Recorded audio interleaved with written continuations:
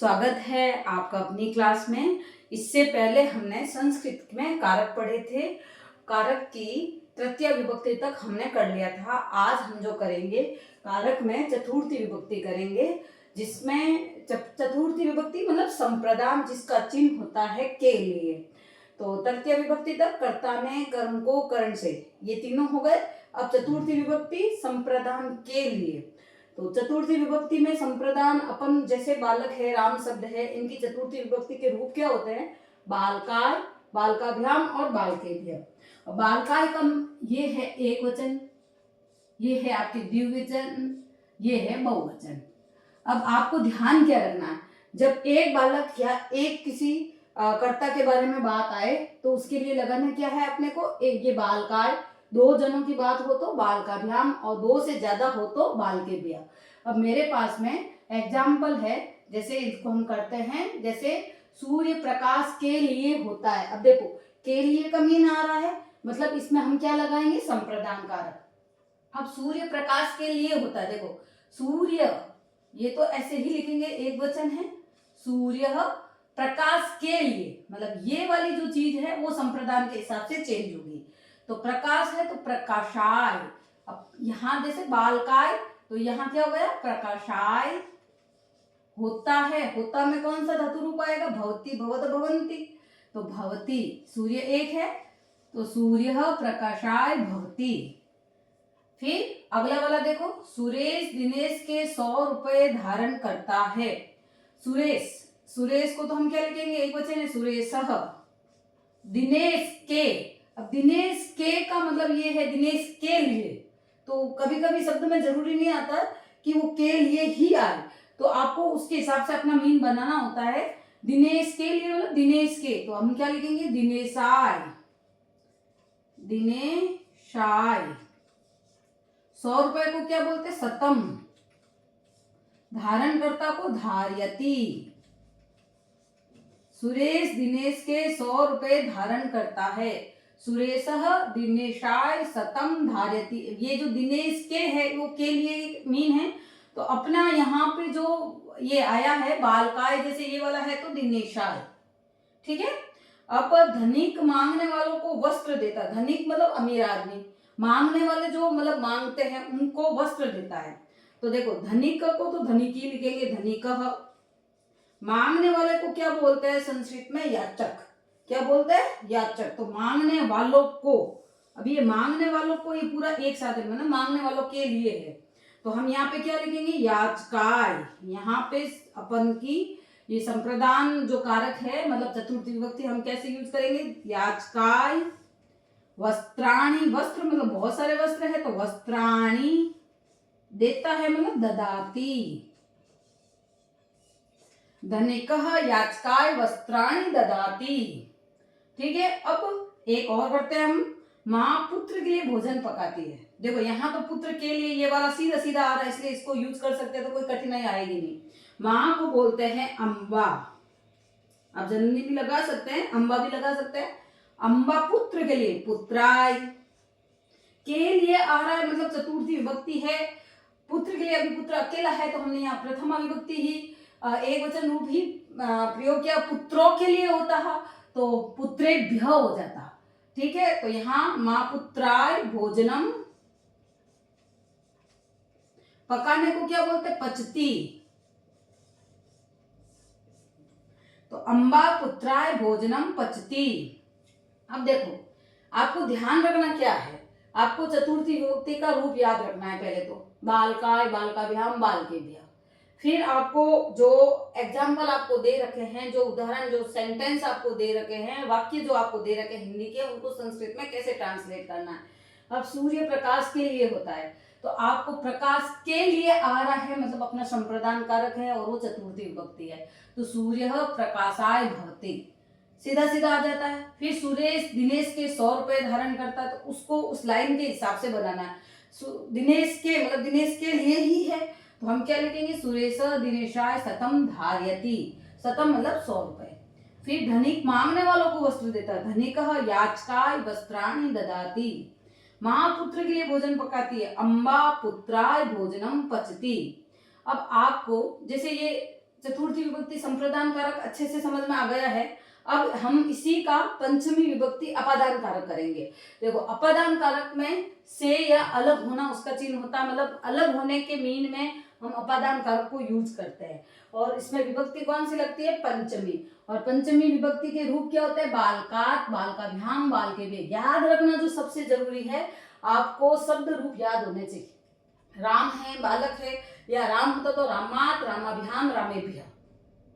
तो आपको शब्द रूप याद होना बहुत जरूरी है, उसके बिना आप सेंटेंस नहीं बना पाएंगे। फिर उसके बाद में जैसे ये बालकात, एक बालक की बात हो रही है तो एक वचन, ये द्विवचन और ये बहुवचन। जैसे वह गांव से आता है, और वह गांव से आता है, गांव से मतलब अलग हो रहा है, तो हम क्या लिखेंगे? सह गांव से, ग्रामात। क्या लिखेंगे? ग्रामात। अब मैंने ग्रामात क्यों लिखा? क्योंकि बालकात है, तो उसका वापस उस हिसाब से गांव से क्या होगा? ग्रामात होगा।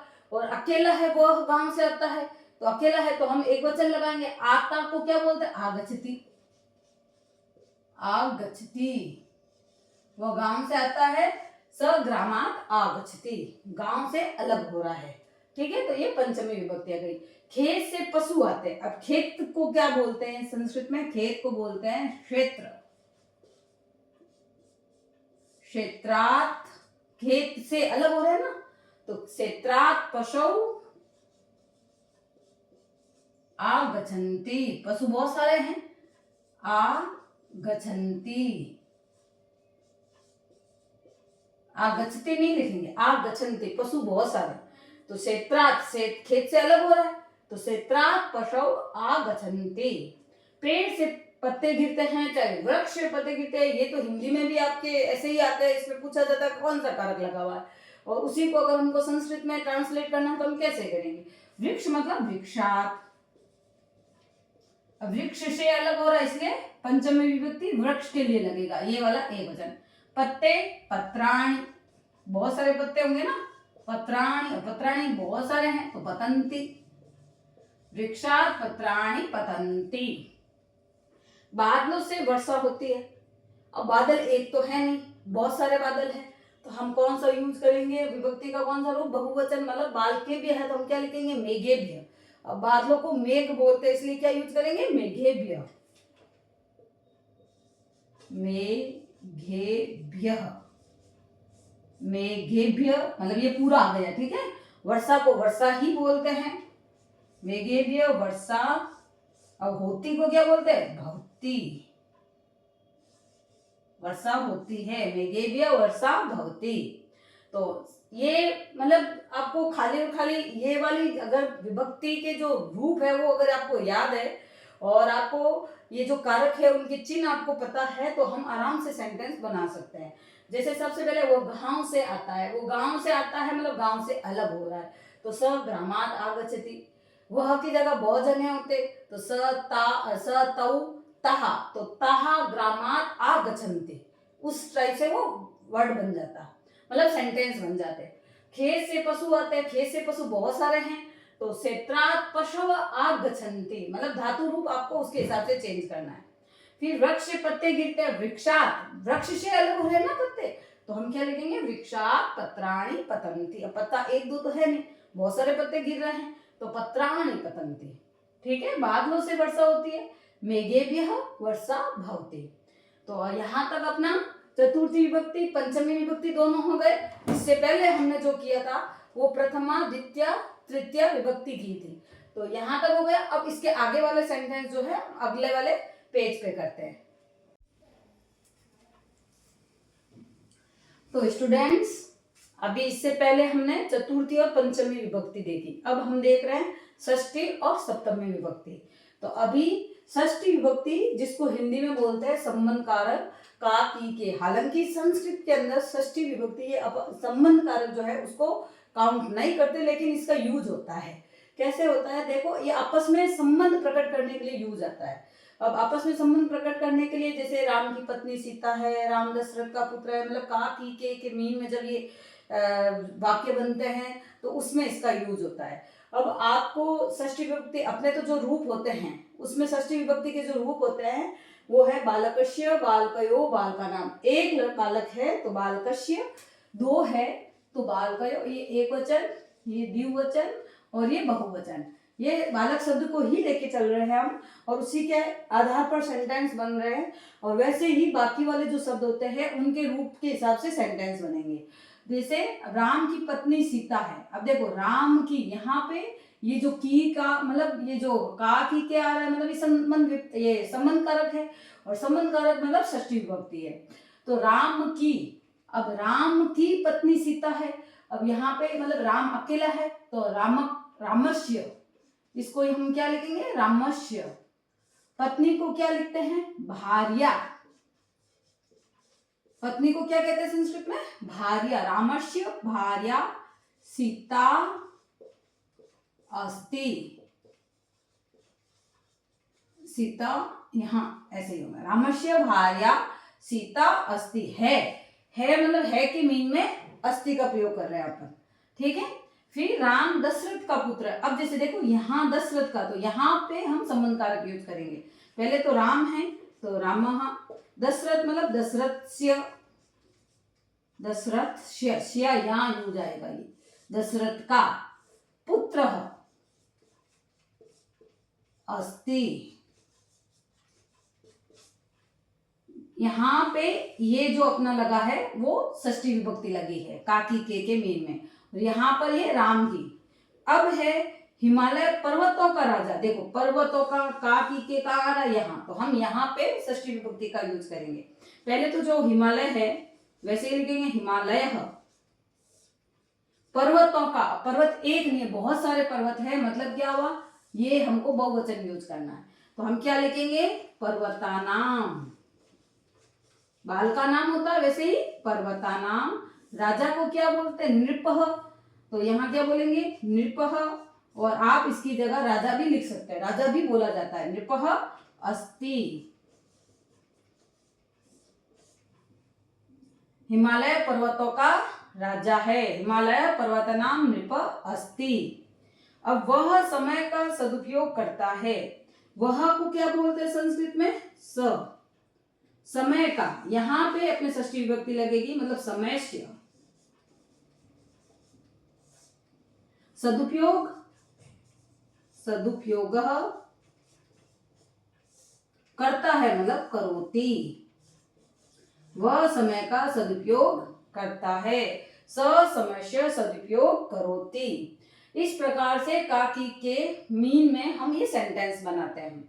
तो अभी आपको राम, जैसे आपको पता लगाना है काकी के जहां पे भी आ रहा है मतलब संबंध कारक है, संबंध कारक मतलब षष्ठी विभक्ति का यूज करना है, ठीक है। तो अभी आपको ये चीज समझ में आ गई। तो हम इसके आगे वाला देखते हैं, सप्तमी विभक्ति अधिकरण कारक। अब अधिकरण कारक का चिन्ह जो होता है वो होता है मैं, पे, पर मतलब जब लाइनें हम बोलते हैं, जैसे वो बस में बैठता है, वो छत पर बैठा है, वो कुर्सी पर बैठा है, तो ये ऐसे जो सेंटेंस होंगे उसके अंदर सप्तमी विभक्ति का यूज आएगा, ठीक है। तो अभी सप्तमी विभक्ति की जो लाइनें जो होती है वो क्या, विभक्ति का जो सप्तमी विभक्ति है उसकी लाइन होती है बाल के, बालकयो, बालकेषु। बाल के एक वचन, बालकयो द्विवचन, और ये बहुवचन। तो आपको विभक्ति तो याद होना ही जरूरी है, याद इसके बिना आपके सेंटेंस फॉर्म नहीं हो पाएंगे। तो बाल के, बालकयो, बालकेषु। जैसे वह बस में बैठता, वह को क्या बोलते हैं, स। बस में, अब यहाँ पे आपके ये यूज आएगा बस में, तो हम क्या लिखेंगे, बस को क्या बोलते हैं, बस यान। तो यहाँ पर ये वाला यूज करेंगे एक वचन, तो बस याने। बैठती को क्या बोलते, बैठता, इसको क्या बोलते हैं, तिष्ठति। तिष्ठ धातु है ये, तिष्ठति। वह बस में बैठता है, मतलब स बस याने तिष्ठति, ठीक है। तिलों में तेल है। अब तिलों में तिल मतलब एक नहीं है, बहुत सारे तिल है। तो यहाँ पे कौन सी, ये बहुवचन, तिलेसु, तिलेसु। तो तिलों में ये वाला पूरा तो होगा, तेल है, तैलम अस्ति। तिलों में तेल है, तिलेसु तैलम अस्ति, ठीक है। दो पेड़ों पर पक्षी है। अब देखो दो पेड़ आए हैं, मतलब द्विवचन हमको यूज करना है, दो पेड़ों के लिए हम क्या लिखेंगे, जैसे वहां बालकयो होता है, यहाँ वृक्षयो लिखेंगे, तो क्या लिखेंगे, वृक्षयो, वृक्षयो। ये इस तरीके से हमको फॉर्म बनानी है। वृक्षयो, दो पेड़ों पर तो हो गया, ये पूरा पक्षी है, पक्षी को क्या लिखते हैं, खगाहा, और हैं बहुत सारे हैं तो संति। अब आपको पता होगा अस्ति स्त संति, अस्ति एक वचन के लिए, स्त द्विवचन के लिए, और संति बहुवचन के लिए। ये जो संति आया इस खगा के हिसाब से आया, खगा संति, मतलब बहुत सारे पक्षी है तो खगा संति, वृक्षयो खगा संति, हो गया। फिर है मोर वन में नाचता है, देखो वन में ये वाला यहाँ अपना ये सप्तमी विभक्ति मतलब अधिकरण कारक यूज आएगा। पहले तो मोर को बोलते हैं मयूर, वन में, वन में मतलब वने, एक वचन, नाचता है नृत्यति,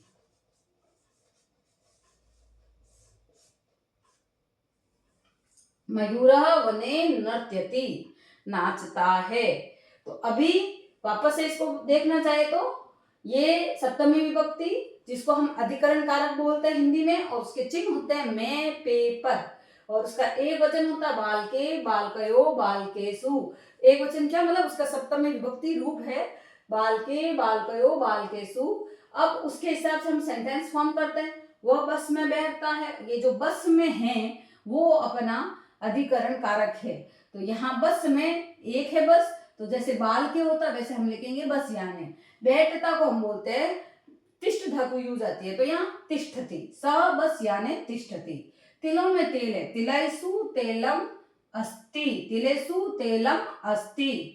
फिर उसके बाद में दो पेड़ों पर, दो पेड़ों मतलब ये द्विवचन, बालकयो होता वैसे ही पेड़ों के लिए वृक्षयो, खगा संति, पक्षी को हम क्या बोलते हैं, खगा, खगा संति। अब पक्षी बहुत सारे हैं इसलिए अस्ति स्तः संति हम उसका बहुवचन यूज करेंगे।